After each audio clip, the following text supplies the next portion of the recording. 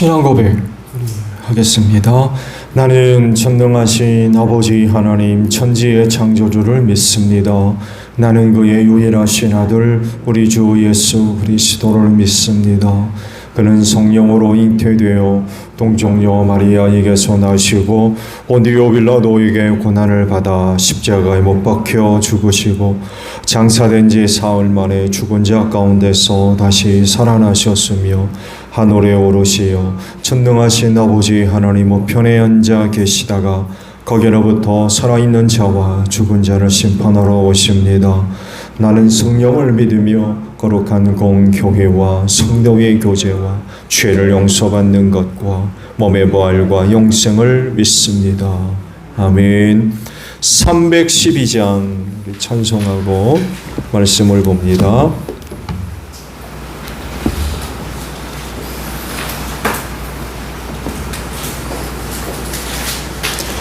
(312장입니다)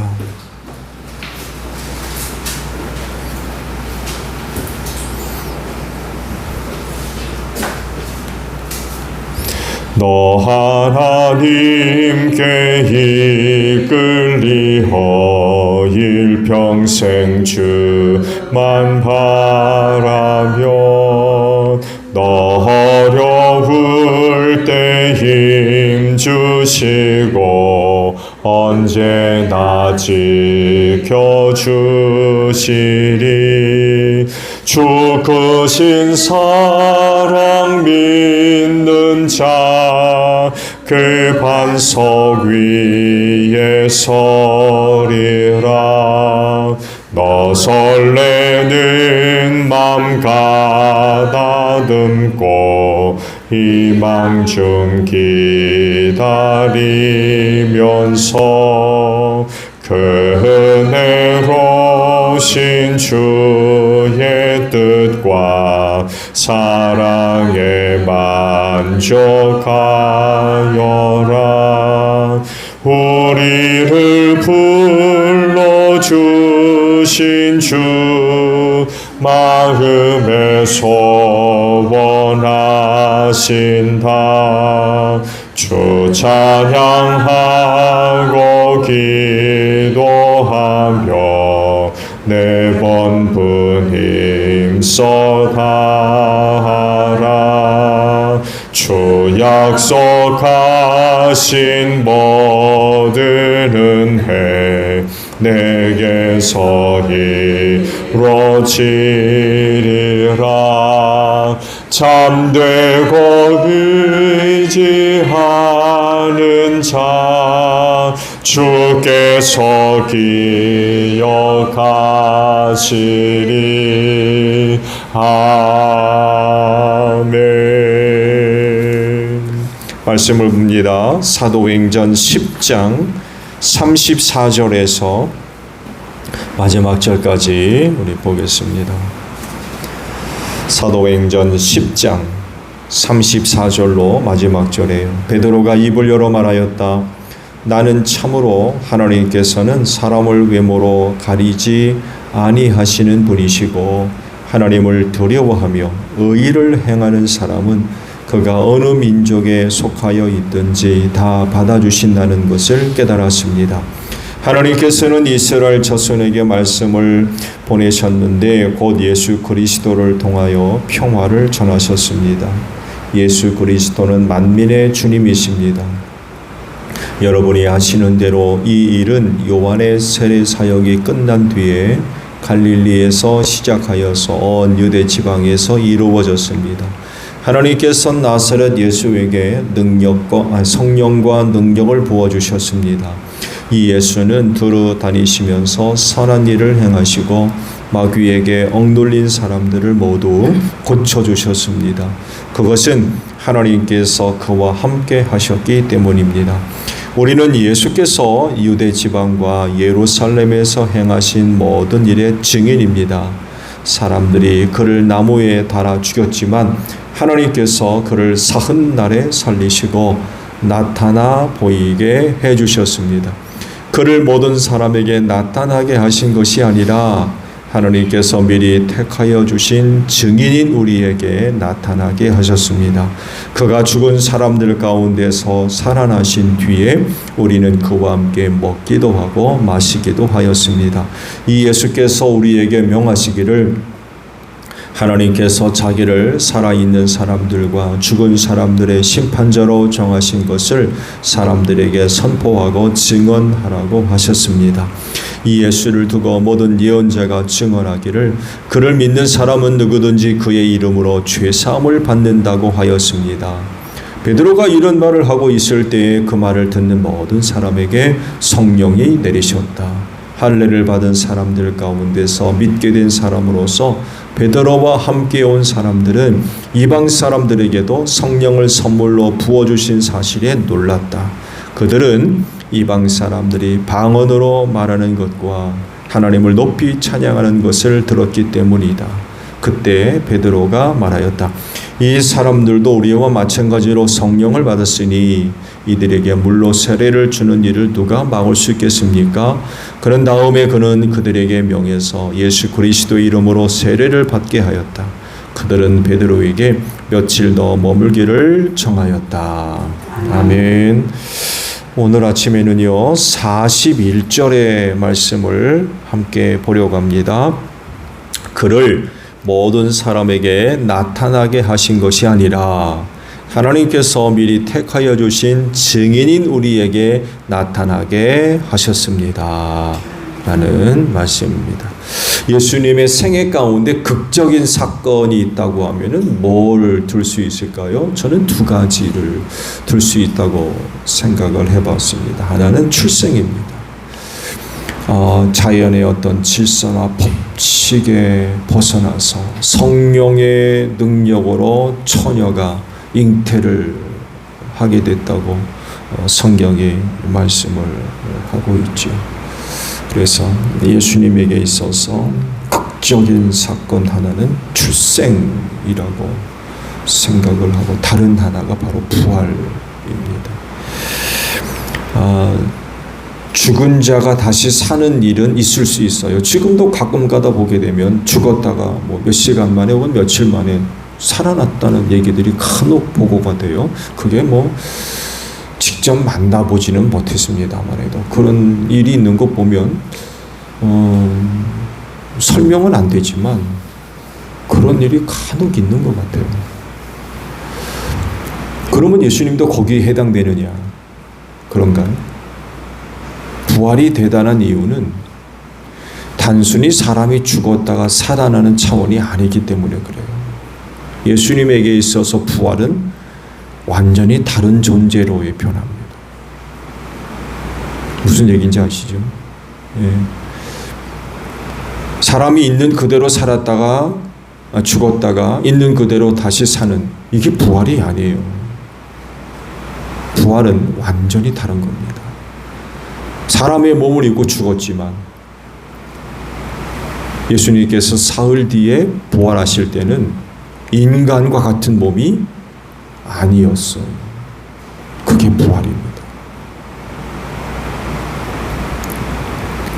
죽을 때까지만 해도 다른 사람과 다를 바 없는 같은 사람이었지만 부활할 때에는 다른 존재가 되셨어요. 사람이 아니었다는 것입니다. 시공간을 초월한 존재였어요.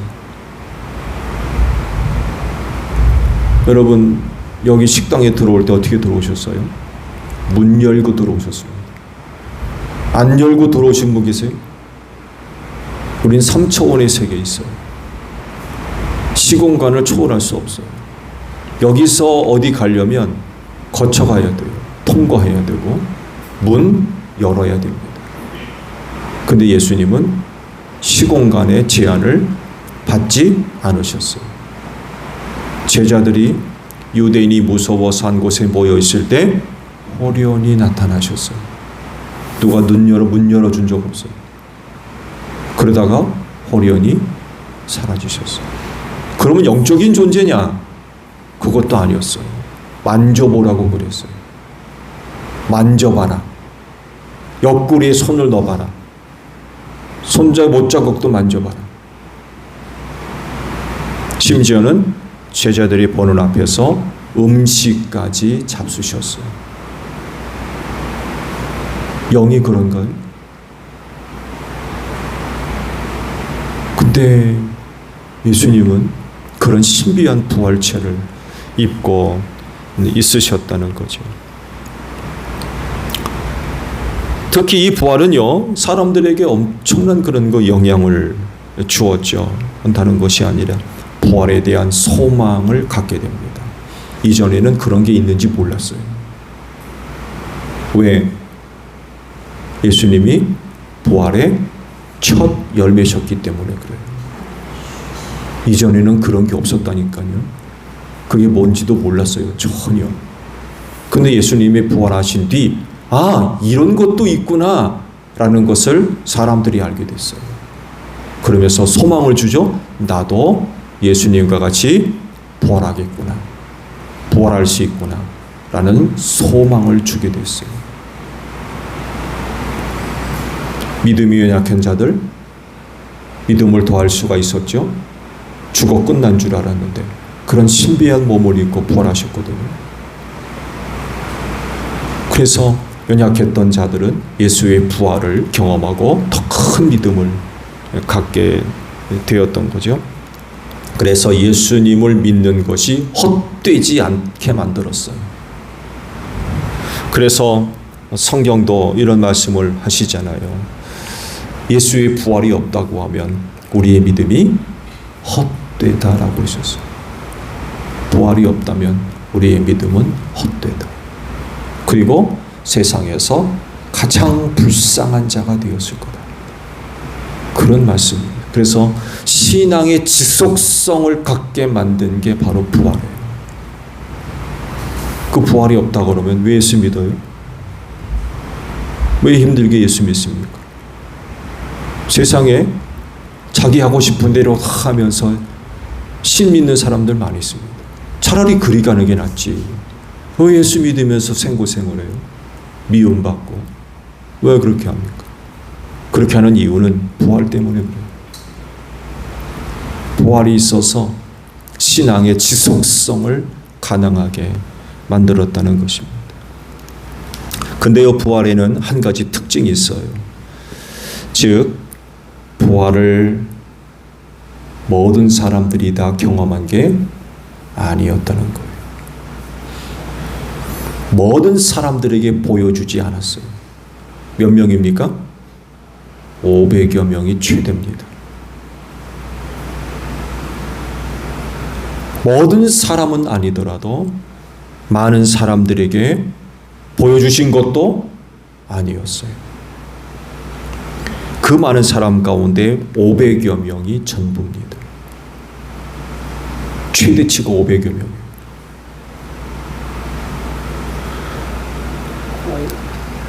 고린도전서 15장 6절을 보게 되면 예수님의 부활을 목격했던 사람들이 500여 명이라고 그랬어요. 적은 수입니까? 많은 수입니까?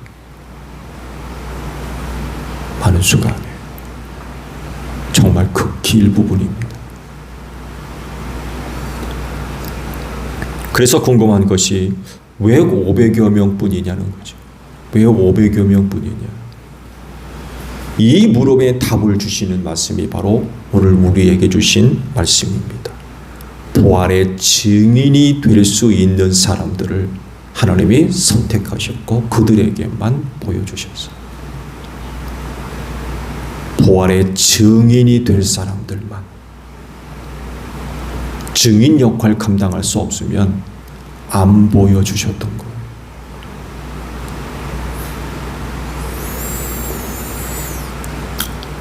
그래서 이런 물음이 생기지요.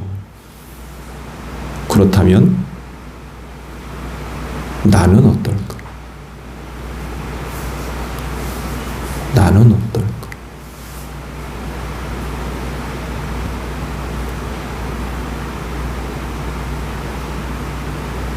하나님께서 나에게 예수의 부활의 모습을 보여주셨을까? 아니면 안 보여주셨을까?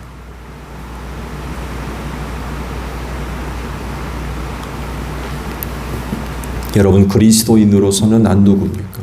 어떤 사람입니까? 예수님 당시 예수님을 믿은 사람들, 즉 예수님의 제자들에 의해서 세례받은 사람들, 세례 요한의 수보다도 훨씬 더 많았다고 그러지요. 세례 요한의 제자들보다도 예수의 제자가 훨씬 많아졌대요. 12명이 세례를 줬으니까 뭐 얼마나 많이 쓰겠습니까? 그 수가 정확히 얼마인지는 모르겠습니다만 해도 여하간 상당히 많은 사람들이 예수의 제자가 돼서 예수를 따라다녔고 예수 주변에 모여 있었습니다. 그들의 신앙이 잘 지켜졌다고 하면 500여 명의 수보다는 훨씬 더 많을 겁니다.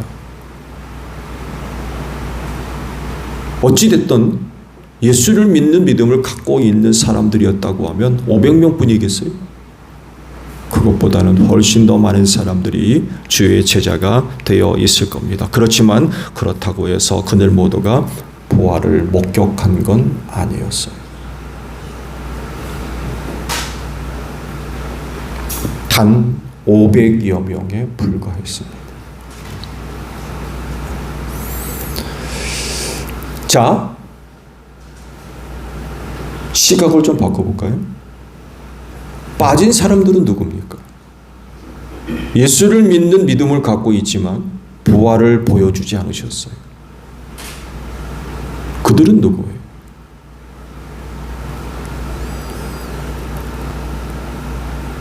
그 수에 빠졌다고 해서 시험에 들어가지고 허우적거릴 겁니까?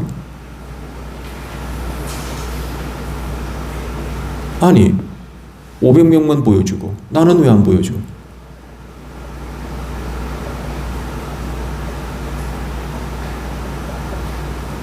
안 그럴까요?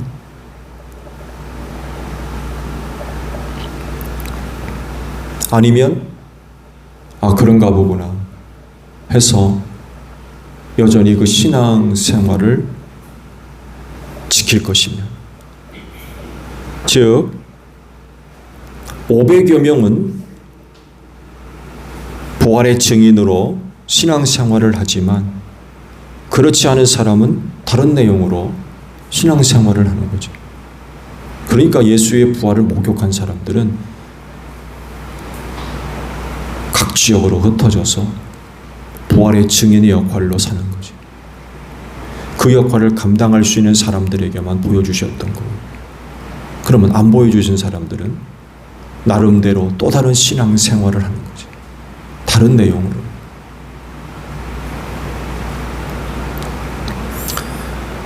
그러니까 예수님을 믿는 것은 부활을 목격하든 그렇지 않든 믿는 것에는 차이가 있어야 돼요? 없어야 돼요? 없어야 된다는 겁니다. 누구는 볼 수 있지만 누구는 안 볼 수 있습니다. 엄격하게 제한됐어요. 증인으로서의 역할을 감당할 수 있는 사람들에게만 보여주셨어요. 그렇지 못하면 안 보여주셨던 거예요. 그렇기 때문에 안 보여주셔도 또 다른 내용으로 신앙생활이 유지되어야 된다는 거죠. 그거 보여줘야만 예수 믿고 안 보여주면 안 믿습니까? 부활을 목격했기 때문에 믿고 그렇지 않으면 믿지 않을 겁니까? 이건 아니라는 거죠. 누구와 같이 부활을 목격한 것은 아니지만 여전히 예수를 믿는 신앙이 있어야 된다는 거죠. 이래도 믿고 저래도 믿고.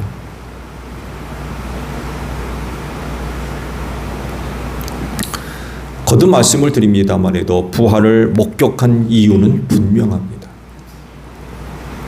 그냥 아무한테나 보여준 게 아니었어요. 증인이 될 만한 사람들에게만 보여주셨어요.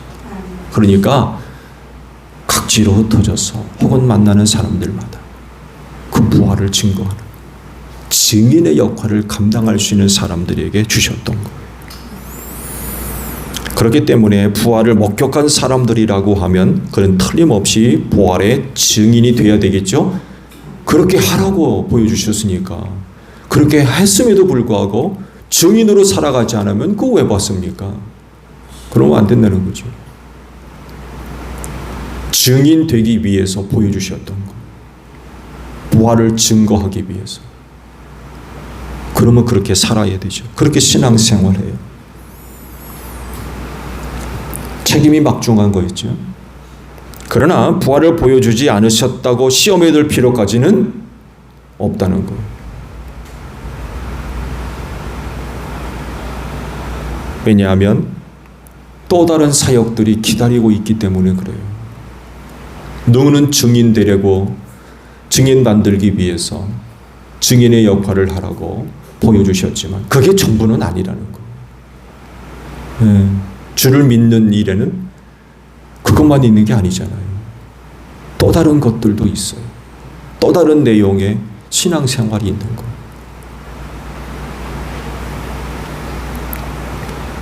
그래서 문제는 이래도 저래도 아무것도 하지 않는 것, 이게 진짜 문제예요.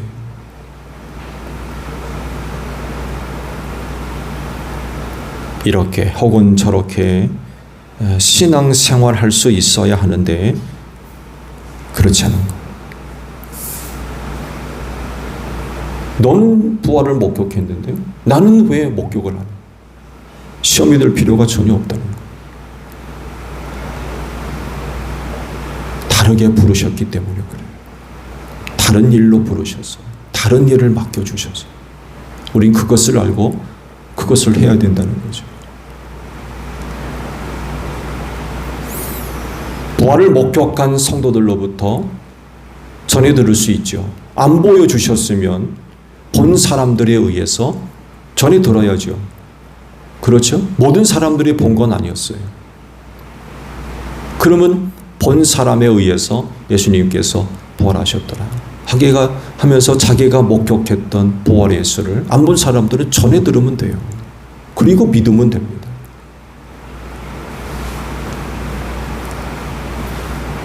다른 일로 또 다른 사역들이 우리에게 주어졌고 그 일들이 기다리고 있거든요. 우리 그거 하면 돼요. 안 보여졌다고 시험 들 필요는 전혀 없다는 거예요. 만약에 안 보여졌다고 시험에 들어가지고 허우적대는 이런 모습이 있다면 또 다른 일에도 마찬가지인 것 같아요. 앞으로는 성령의 은사가 임하는데 오순절날 제자들에게 성령이 임해서 성령을 받음으로 말미암아 놀라운 그런 그 일들을 행해. 아니 당신은 성령의 은사 뭘 받은 나는 왜 없는 거예요? 이것과 똑같은 거지. 뭐 아시듯이 한 사람에게 모든 성령을 다 주십니까? 아니잖아요. 성령의 뜻대로 모든 사람에게 골고루 나눠주신다고 했어요. 골고루. 너한테 없는 거 나한테 있다고 해서 자랑할 것도 없고요. 너한테 있는 거 나한테 없다고 시험 들 필요도 없어요. 부르심이 다르기 때문에 그래요. 그럴진데 부르신 대로 또 주어진 대로 신앙생활 열심히 하시는 여러분들이 되시기를 바랍니다. 주기도문합니다. 하늘에 계신 우리 아버지, 아버지의 이름을 거룩하게 하시며 아버지의 나라가 오게 하시며 아버지의 뜻이 하늘에서와 같이 땅에서도 이루어지게 하소서. 오늘 우리에게 일용할 양식을 주시고 우리가 우리에게 잘못한 사람을 용서하여 준 것 같이 우리 죄를 용서하여 주시고 우리를 시험에 빠지지 않게 하시고 악에서 구하소서. 나라와 권능과 영광이 영원히 아버지의 것입니다. 아멘. 기도하겠습니다.